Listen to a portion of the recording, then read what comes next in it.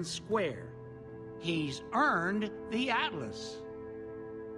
Otto, I would think very carefully about what you're doing. I have. Jesse, with the power vested in me as an officiator of the Builder Games, I am proud to pay... Otto?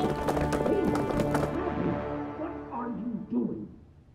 Now it's been fun, really. But I think it's about time we end this. Surrender the Redstone Heart. Now.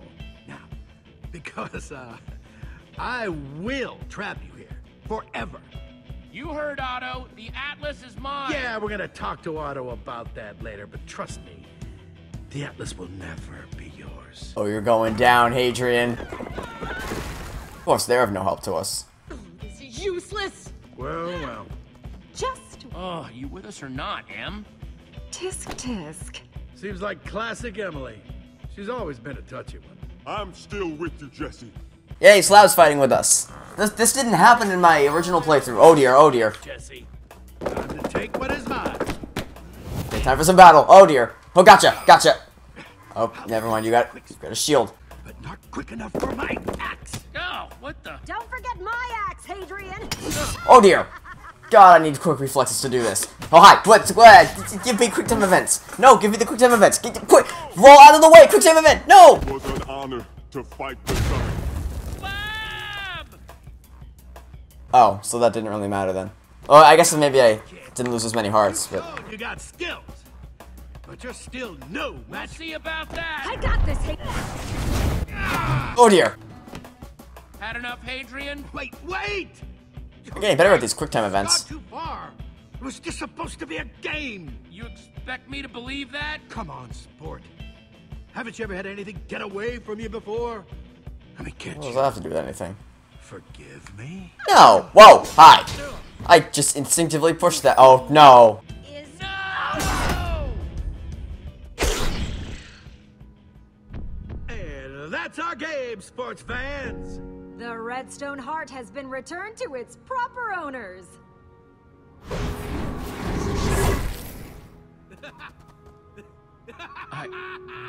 I lost.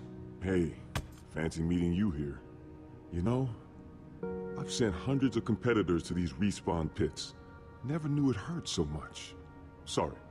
That's probably not helping your mood right now. It's over. Oh, I don't think so. It's us. Yeah. Okay, and how in the world did you get Olivia and Axel out of there and get back here and bring all my friends here? I'm awesome. And we both need to get out of this. Teamwork makes the dream work. So let's get to work. Let's take him down. But I lost my inventory when I respawned. Good to see it. Good to hear Olivia and Axel's voices again. Any weapons or armor or anything? Well, we may have made a little stop in Hadrian's inventory room and helped ourselves to a few things. Awesome. Here, buddy. Wow. Take this. Thanks. Hey, suspenders! Over here! Tim's armor. Belongs to you now.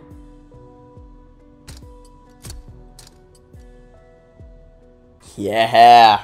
Time to kick some old building. Kind of symbolic, but Now to pick a weapon. it's fitting. My sweet new armor. Okay. The axe does more damage than the sword now, so axe. Nice choice. Sweet. Payback time. Now what should we do with all those other competitors who betrayed us? Well, Mevia, spending eternity in the quartz mines doesn't seem like punishment enough. I have something special in mind for them. Hadrian! Mevia! This game just went into overtime. Well, isn't that cute? You found Tim's armor. I'm gonna make you beg me for a deal. Seems unlikely. We don't beg sport. Oh, I'm going to enjoy crushing you. Uh-huh. Let's see it happen.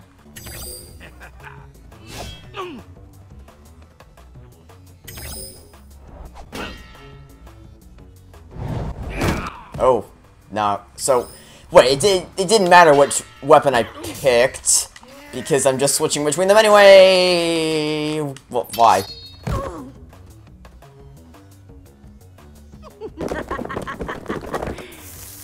How did you place that TNT? Wait, where did you get the stone bricks from?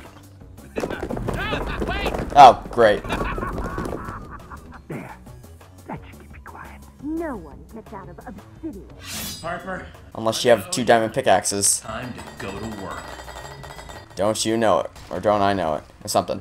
No, it can't be! Oh, I need to be pressing these. Wow, her inventory was huge. Mavia, come on! What kind of rookie move was that? Oh my.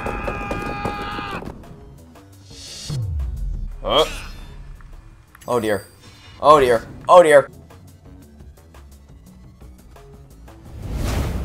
Time for a climactic Peter Pan-esque battle. This is very Peter Pan-esque now that I look back on it. That final battle with Captain Hook. You mess with one member of the Order of the Stone. You mess with all Go, of us. Jesse! I believe in you! Shut you up! You think this is going to help? You're deluded!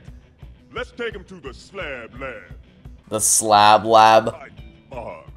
I'm still workshopping that one. Shut up. Let's go. It is nice to see Olivia and Axel back here. Let's talk about this. Is that begging? Does that sound like begging to you, Petra? It sure does, Jesse. Told you. Shut up! Just shut up! All of you, shut up! I see you don't like having a live audience, Hadrian. Come on! Jesse! Remember Spleef! Got it. Let's do it. Let's do it. Do it. Yeah! Goodbye, Hadrian.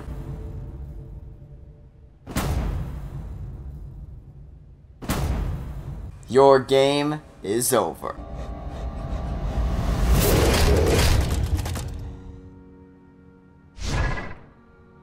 I knew it!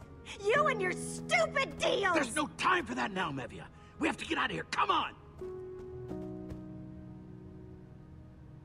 Whoa! Whoa! Hey, guys. It was nice to see all the members of the Order. Okay, it was nice to see Olivia and Axel back there, and talking to have dialogue. It's nice to hear their voices again after so long. But on the other hand, it kind of feels like they were just there for fan service. Because why didn't they help me? Again, feels like I say that a lot. You do. Every time I do something incredible. Well done, Jesse. An excellent job. Thanks, Otto. You have truly shown my friends and I the error of our ways. I'm glad to put this whole messy business behind us. Start over. Man, do you need some new friends, you know that? Yes, I've come to that same conclusion, and I am working on it. I also know that the Atlas is not mine to keep. You have fairly defeated them. Seems only fair that you get to decide their fate, and with the Atlas, you can send them anywhere you want. You know, there was this game that Olivia and I used to play back in our treehouse. Huh? Remember? We called it Which Would You Rather Fight? Oh yeah, I almost forgot about that.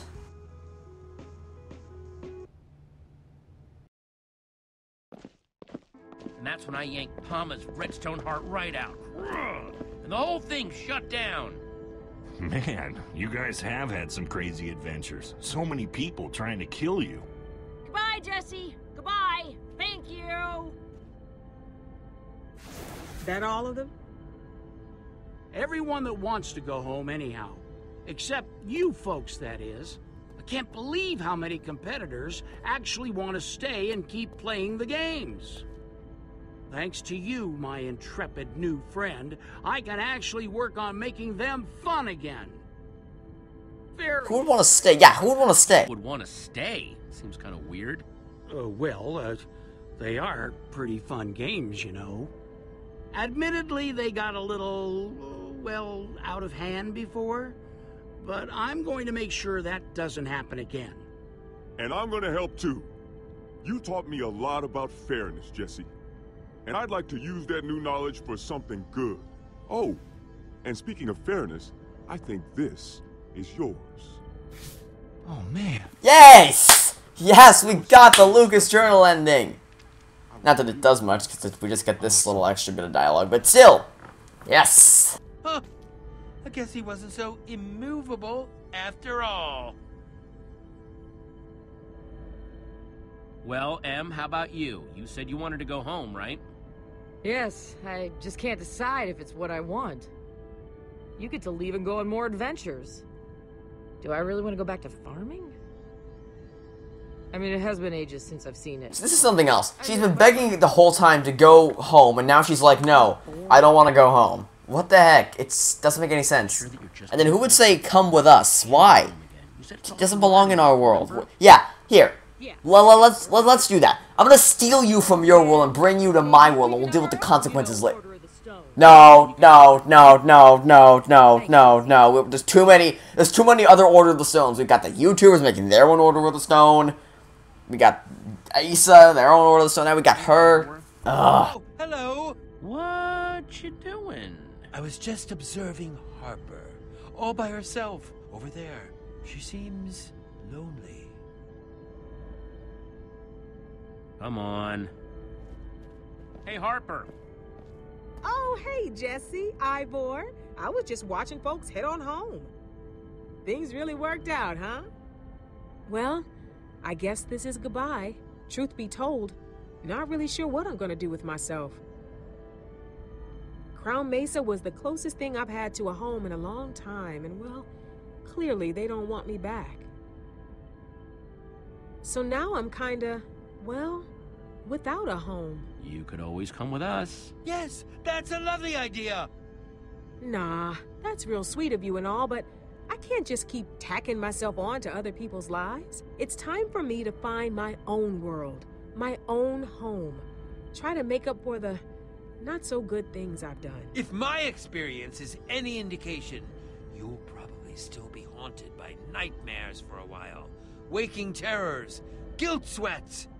Don't worry, it'll all pass soon. You are a strange, strange man, Ivor. But you know something? You're okay. See, they give us the option to bring Emma home, but not Harper. And I'll see you around. Why? Why? Harper. Yes, goodbye. Come on. You're amazing. So, how do we get home now? Well, the Atlas belongs to Jesse now. A deal's a deal and all that. Alright. Sweet. How does it work? Now you just say where you want to go, and the Atlas will show you the way. Why don't you just go ahead and open it? Okay, book. Take us home. Whoa! Spectacular! Incredible. Nice.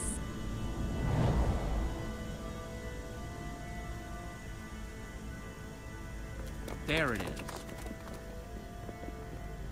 Home. Figure it's about Olivia, you were gone for about a day. We've been gone for weeks, maybe, now? Home, here we come. Let's go home. I do like that animation of Jesse running into the portal is the same as the animation they showed of Jesse running into the Sky City portal in episode 5. That was a nice callback. Points for you, game. Oh, Ruben.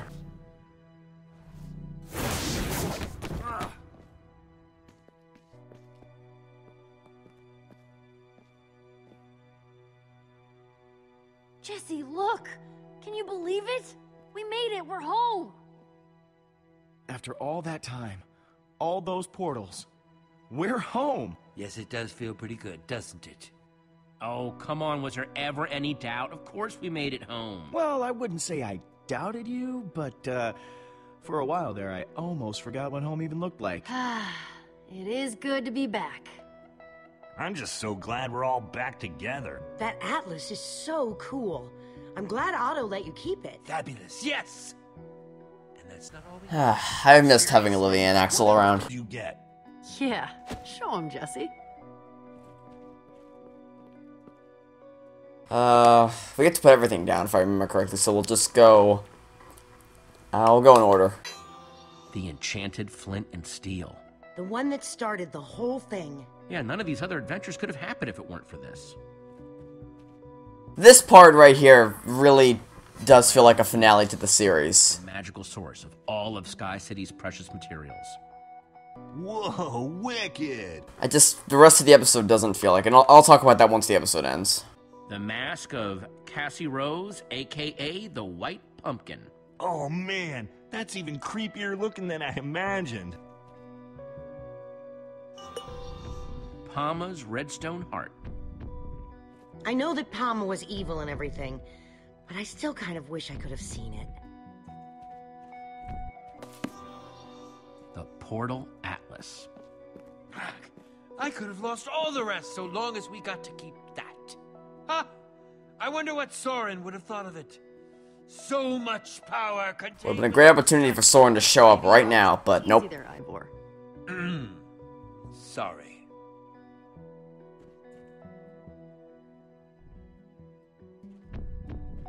I can't believe you got to do all those incredible things. Makes sense, though. You were gone a long time. Wait till we show you all the improvements we've been making to town. Jesse? What's up, Lucas? So, I've been writing stuff in here, you know? And, well, it's kind of become like a legitimate book. But there's just one problem. I still need to put what happened to you. You've been the hero of this whole story. It wouldn't be right to end it without saying what happened to the hero. Just put down that I got home safe and reunited with all my friends. Nice and simple. I like it. There. Done. Well, tell the next one anyway. I was thinking that maybe we could put it in here with the other treasures. I know it's not as cool as, like, a portal atlas or a... I didn't have to make this choice last time. Adventure. I thought it'd be nice to keep in here as a memento. Yeah. That's a great idea, Lucas. It's perfect.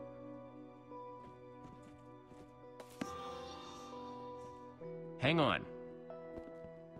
What is it? Wasn't that where the Portal Atlas was a minute ago?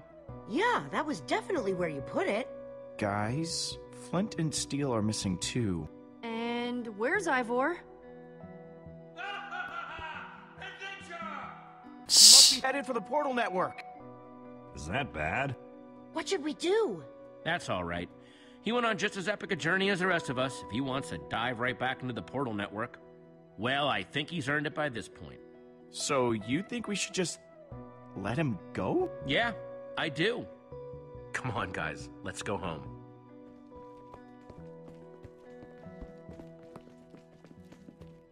I still can't believe that Olivia and Axel, who were legitimately living with Jesse before the Wither Storm destroyed the world, got less screen time in the second half of the season than Ivor and Lucas.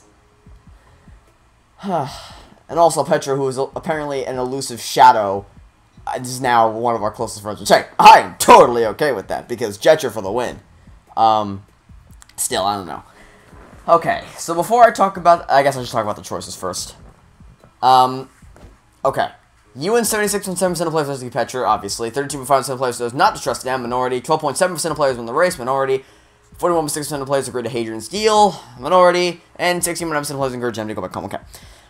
I'm going to actually take my headset off for this so I can hear myself a bit more clearly. Because when you put on a headset, it blocks out. It's hard to hear yourself. Anyway. Before I talk about the whole season, let me just first address this episode particularly. It's not the best, but I guess it was a good episode. I mean, as a finale, it was not anywhere near episode 4 or such, and I'll talk about why, but I mean, I had my doubts with this episode, because, I mean, halfway through the season, the whole Witherstorm arc was over, and that was a great finale, but I still thought they were gonna just keep that going for 5 episodes, and then that would be it, but I guess not. Episodes 5 and 7 were amazing. Hands down, phenomenal episodes. Episode 6, as a standalone, was alright, but in terms of the season, it was terrible. We learned nothing new from that episode about the Portal story arc, and the whole YouTuber thing was just a selling point for the Adventure Pass.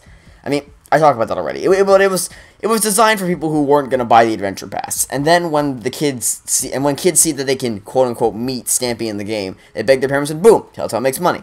And I'm sure other people fell for that too, but I bought the Adventure Pass before they even announced YouTubers, and I bought it because I wanted to see how the story ended. And I'll get into Episode 5 ending a little bit later, but then they stepped a mile over the line when they incorporated server mini-games. Look, I don't have a problem with the Biddle Battle in Episode 1, because that felt like a tribute to Mineplex iPixel and people who host their own building competitions. But the thing with this episode is that it looked way too much like a publicity stunt for the Minecraft minigames releasing for consoles. It didn't look like a genuine finale. Again, they're repeating the publicity stunt error they made in Episode 6. Didn't they learn anything?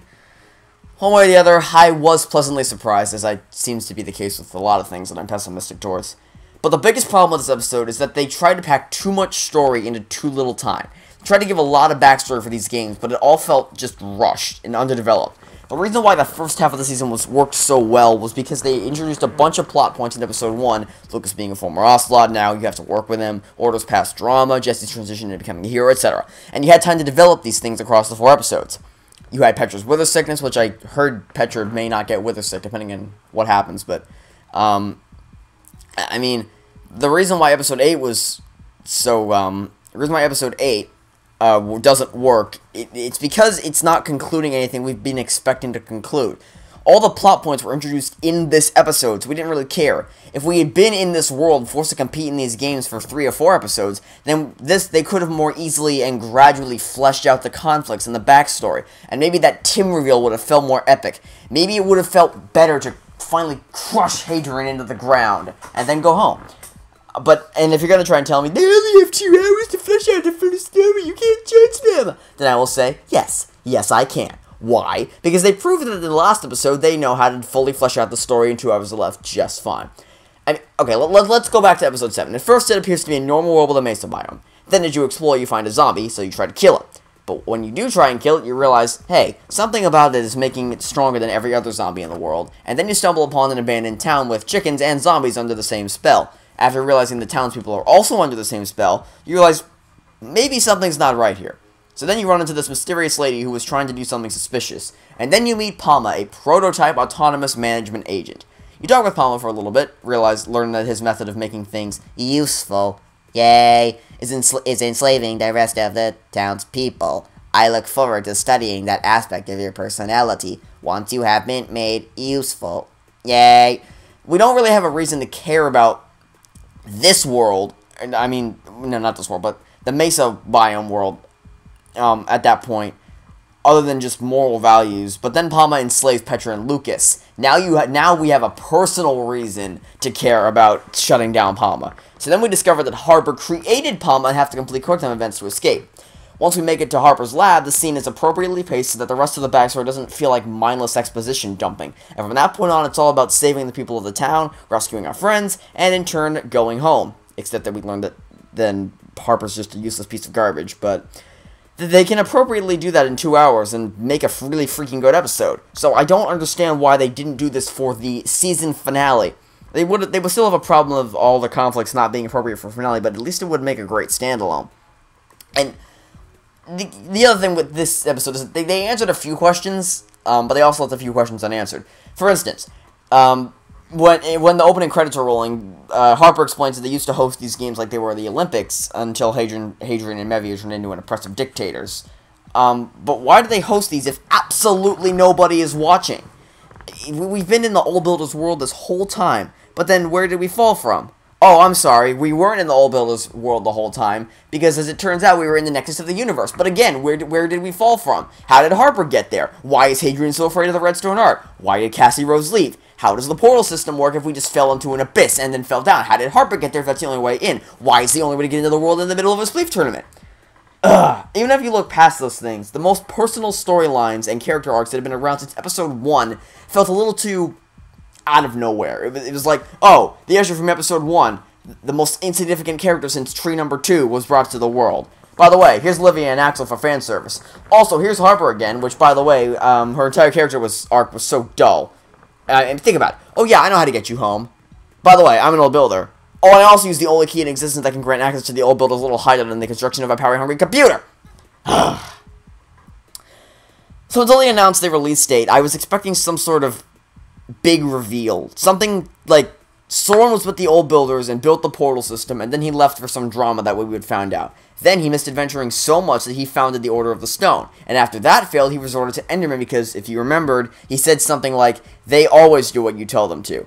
And that's why he asks us, "Are you my friend?" And that would have been an epic reveal, and it would have made sense for his character arc, because here's the thing. Since episode 5, we've been finding books written by Soren in every single old builder's hideout. We don't know if Issa was an old builder, but I think it'd be pretty safe to assume that she was. Issa had Walking Amongst the Endermen. Cassie Rose had one in her basement. Harbor had one in her lab, and Hadrian had one in this castle. What do they all have in common? Maybe if you can exclude Issa for this, they're all old builders. It would make a heck of a lot of sense if Soren founded the old builders. But nope. I mean, we started off going to the world, only to find out that the only way to get home is by competing in a bunch of stupid minigames in exchange for the Atlas. That's what you call filler. I almost feel like they don't understand why the winter finale was so good. The reason why it was so epic was because it incorporated all the choices you had made up until that point to create a personalized finale. Did you save Petra or Gabriel? Did you go after Magnus or Eligard? Did you keep Petra secret? Whose armor did you take? These all determined who walked beside you as you trekked towards the Farlands. In my playthrough, Olivia, Gabriel, Ivor, and Soren came to the Farlands with me, but in other playthroughs, I got Petra and Lucas to tag along as well. And, and as the last hurrah, the choices you made in Episode 4 also affected the ending. Every single choice in Episode 4 had some kind of major impact later. Did you allow Lucas to leave? Did you seal the cake or bring back potatoes? What weapon did you craft? Were you faithful to the deceased member of the Order of the Stone? Did you convince Gabriel to keep the secret? That, of course, was just one of many reasons. See, on top of how personalized it was the second longest episode, and it didn't waste the time that it had to work with. It still had awesome action sequences, which were followed up by more somber and calmer scenes that were either developing the character relationships or building story about the world. For instance, we had in the beginning we had the epic escape from the Wither Storm, and then we balanced it out with developing the relationships for the characters and progressing the plot. Then Ivor showed up and we progressed the story and figured out a way to maybe stop the storm once and for all. So then we had the witch battle, which was followed by a mace sequence at a one-on-one with Olivia. Then we went to Ivor's cottage, where we really learned a lot about the Order of the Stone, and that was when the truth finally came spilling out. And it really felt like everything had been building up to that big reveal since Episode 1. All the little clues and everything led up to one incredible reveal, and it was such a great payoff. Then, planned in action, ready for battle, we engaged in an epic battle with the Witherstorm, followed immediately by Ruben's sad death. Not the moron from this episode, the pig. And the crowning by the old Order of the Stone to become true adventurers and real heroes. That was what made Episode 4 so fantastic. The balance of action and character development, brilliant pacing, and personalized and a satisfactory conclusion to the Witherstorm arc. But with Episode 8, it doesn't really feel like that's the case at all. Sure, this episode had a lot of great action sequences followed by world-building sequences and plot twists, but the attention was all on the action. For instance, the slave tournament at the beginning was done pretty well, but the conversation with Hadrian afterwards felt very rushed, and it left a lot of things unexplained. I did like how they brought the old builders into the scene with their little stair stunt, but beyond that, it just felt so rushed. And then back in town, Petra was sympathetic towards us, but we'd heard it 1,000 times at this point. It'd be nice if she could acknowledge that we'd saved her about, I count, something like 5 to 6 times at this point, and that we obviously like her a lot. I know if you help Ivor, then you get a bit more satisfaction because he's always been cold and distant, and over the course of the episode, he gains a bit more humanity, and it really helps develop his character. But you don't get that if you help Petra, so it's not a constant story thread. And then the Death Run minigame happened, and that was pretty cool, but the Tim reveal was just too strongly foreshadowed, and Olivia and Axel only really came back for that scene to try and raise the stakes, as if they weren't already raised enough. It was like, I'll trap them here forever if you don't do what I say. Turns out that choice had 0 impact on the story, by the way. Look, actually, let's look at this. Only 2 choices, in fact, actually affected this episode at all. So let's run down the list, shall we? Alright, let's start at the beginning. Who did you rescue during Extreme Spleef? The only thing this affects is who plays with you in the minigame. What's next? Did you make a deal with Em or not in Lava Race? That doesn't matter. How about this one? Did you finish the Lava Race? Doesn't matter. Hadrian still calls you back. How about this one? Did you deal with Hadrian in his palace? 0 impact. And how about this one? Where did Em go in the end? This is the only thing. These 2 choices, the first and last choices, quote-unquote major choices, are the only things that have any impact on the story whatsoever. And the only reason... And the thing is, though, they're all episode-centric. And the last one, unless they make a season 2, which wouldn't surprise me if they did, it's just that they have... I don't expect them to be announcing anything like that soon, but... The thing is, it's like, first of all, bringing her home with you is just stupid. Look, hey, I'm gonna take you away from home and bring you to my home and deal with those consequences later. What the heck? So none of the choices from order up until our journey's end built up to a personalized ending, and the moments when we can just sit in the lulls and build character were rushed and underdeveloped. Things like that final talk when they all reminisced on the season's adventures. That was great, but more things like that needed to happen in this episode. And even if you ignore all the technical aspects of this episode, what kind of premise was this season finale based off of? Minigame tournament. And yeah, there was some internal conflict with the old builders, but this just felt like another episode to me. I had a hard time distinguishing this season finale from just being another episode, because Telltale seems to think they're one and the same from what it looks like.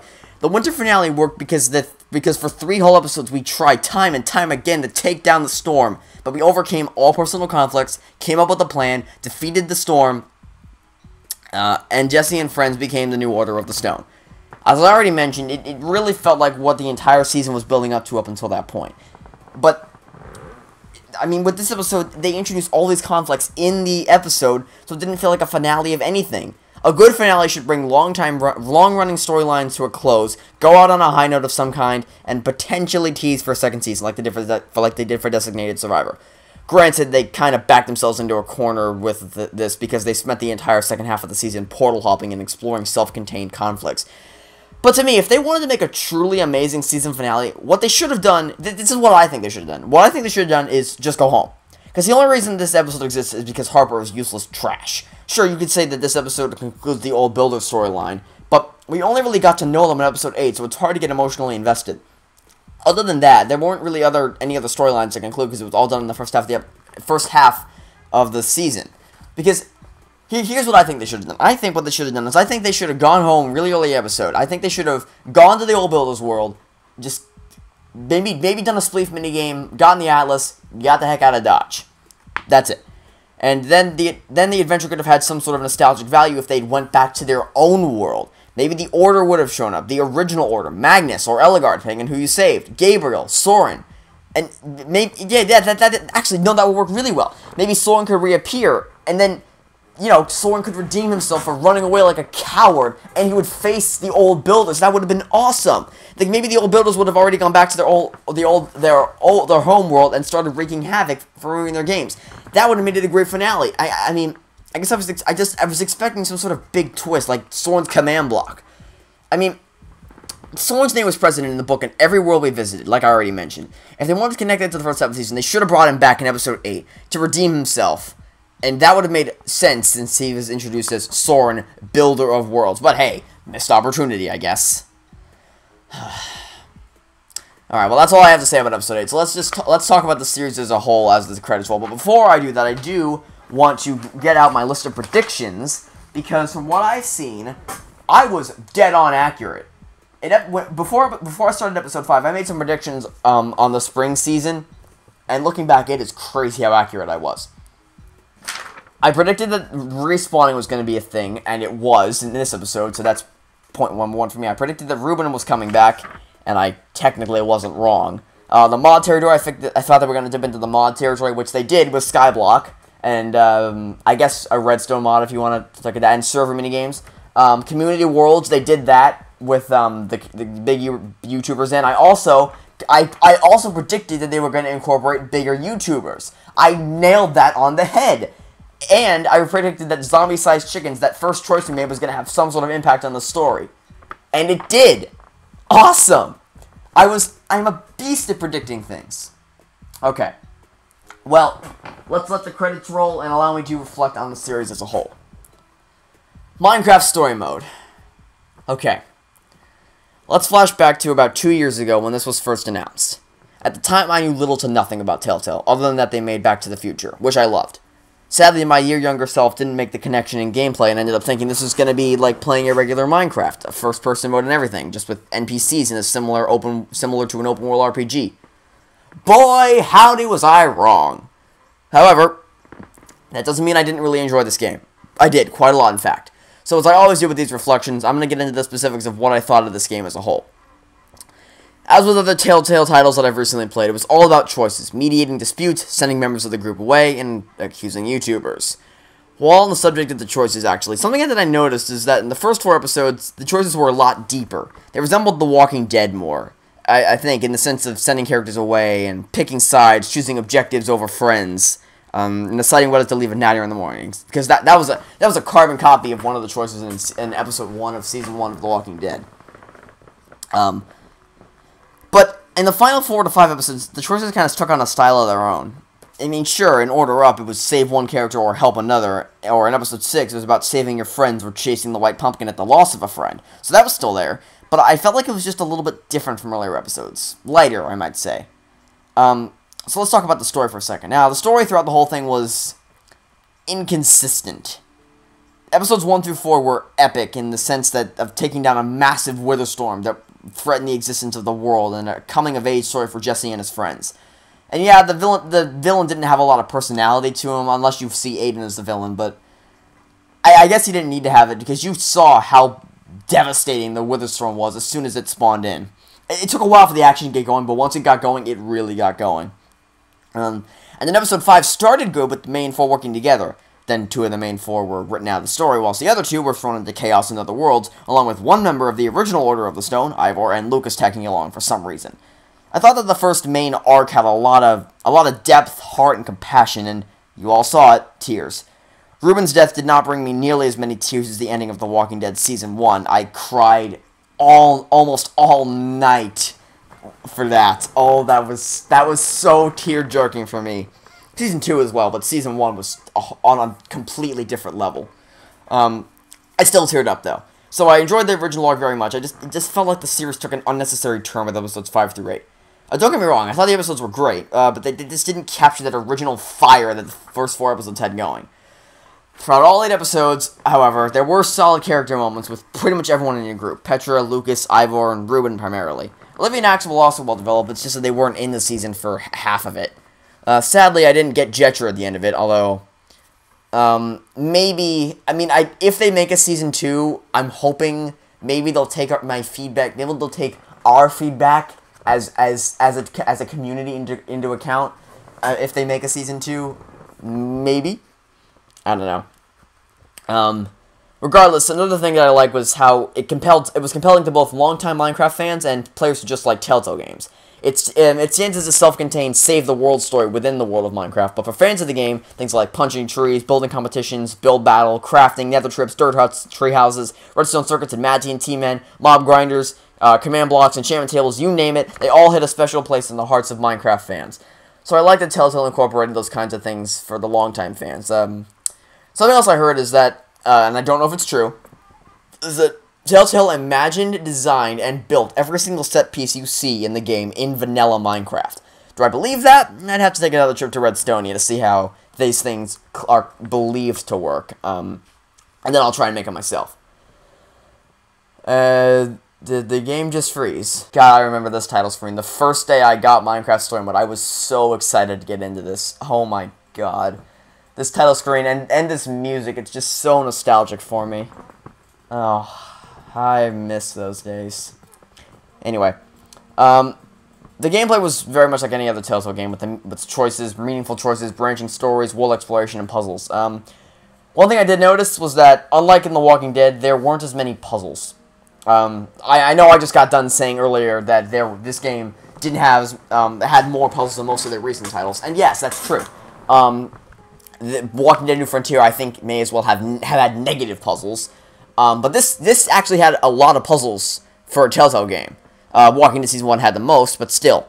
I counted, I think, 2 in Episode 1, 3 or 5 in Episode 2 because of Redstonia. 3 in Episode 3, 5 in Episode 4, and 3 or 4 in Episode 5, and the list goes on. I mean, some of the puzzles were cool, like the tree levers in Episode 3 or the lava switches in Episode 5, but the others were just tedious, like the light switches in Episode 1 or the find 7 clay blocks from Episode 3. But regardless, the puzzles were never really the main purpose here. The choices to the story were. The choices didn't divert the ending to Episode 8, save for Lucas's journal, but when I replayed prior to Episode 5's release, I did notice significant details that made it just a little more personal in my eyes. Even so, it's a fantastic balance between puzzles, exploration, and dialogue, through the choices and dialogue primarily do take center stage. So for the Cliff Notes version, this game had a lot of heart for each character, a very good mystery for both arcs, although the first arc had a much deeper mystery, visuals that truly captured the classic original Minecraft experience, branching story, action, comedy, satisfying conclusion, and a smart use of the pre-existing Minecraft lore, with command blocks and everything. Some personal nitpicks, and I don't have many. I wish there were more puzzles similar to Walking Dead Season 1, even though there were quite a few, more than I was expecting. So there were some graphical and presentation issues, and most importantly, no Jetra! Another personal thing is that I feel during the second half of the season, the depth of the story just kind of declined in quality. I mean, 2 of the 4 main members of Jesse's crew just didn't show up for pretty much the entire Portal story arc, and while I was satisfied with the conclusion to the season as a whole to some extent, I think they could have done a lot more with the second half, and I think I might have glossed over the shallow central mystery of the Portal story arc had Olivia and Axel come along for the ride. Man, I keep beating the same weak mystery thing over the head. Regardless of the few nitpicks that I have with this game, I had an absolute blast playing through this game, struggling to choose between one or the other, dealing with the consequences, solving the puzzles, crying through the most painful of deaths, reuniting the Order of the Stone, taking down the Witherstorm, traveling between worlds, saving Sky City, solving mysteries, taking supercomputers offline, and competing in a tournament against oppressive Hunger Games-esque dictators. It has been an amazing journey from that very first building competition to the final battle with Hadrian. And if Telltale does announce a Season 2, which I have a sneaking suspicion that at some point, probably not this year, but I'm pretty sure that at some point, likely 2018, I think, because they usually have a 2 to 3 year buffer between the seasons. I think Walking Dead Season 1, there was a 1 year gap between Seasons 1 and 2, and then between Season 2 and 3 was a 3 year gap, so I wouldn't expect a Season 2 anytime soon. But if they do announce a Season 2, you can bet your rear end that I will be ready to download that Season Pass and continue the adventures of the Order of the Stone. Real quick before I give my final verdict, I want to give a huge shout out to the incredible team behind this franchise. I don't want to leave anyone out, so I'm not going to mention any names, but shout out to the voice actors and actresses, the entire team that worked on this game. A fantastic job. It's not my favorite Telltale title of all time. That is still Tales from the Borderlands, but that doesn't change the fact that this is a brilliantly put together adventure. Whew, that was a mouthful. As you may or may not know, my Let's Plays have served 4 main purposes. Showing you guys how to get us through a section you might have been stuck on, maybe. Giving myself an opportunity to explore a new title. Hopefully cheering some people up by sharing my reactions to the game with others, and finally, helping those who are on the fence about buying the game make a conclusive decision. Would I recommend this game to you guys? Absolutely, because even though you were here to say my playthrough of the series, that doesn't mean in the slightest that yours will be the same. And while I can't speak for everyone's playthrough depending on how you play, you'll probably have a different experience than mine.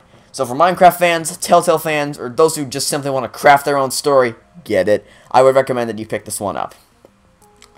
But other than that, that is the end of Minecraft Story Mode Season 1. I have had a blast playing through this game, and I cannot wait to see if, or though most likely when, the adventures of the Order of the Stone continue. Oh, I remember playing through this. I remember downloading this on the PC and just playing through this for the very first time. Oh, it was awesome. Just getting this main menu. Oh, it's going black. This main menu screen in particular has such a nostalgic place in my heart, just because of how nostalgic it is. I mean, the main menu itself isn't anything special, but just the peaceful clouds in the distance and the picture of the Endercon dome where everything started, where this whole mess began. It's just so nostalgic for me. Well, that's it, everybody. That's Minecraft Story Mode Season 1. I'm gonna miss this game, I really am. Sad that there's no more Minecraft Story Mode to play. I know I got them saying they're probably gonna announce Season 2, but for now, there is no more. So, that's gonna do it for this episode of Minecraft Story Mode. So, I would like to thank you all for watching. Stay tuned for the next, whatever comes next, I guess. And until then, this has been Gaming Magic 13. Signing off saying I hope you have a fantastic horrible day, and I will catch you next time for whatever comes next. Goodbye! It's been one heck of a run. See you later, everybody.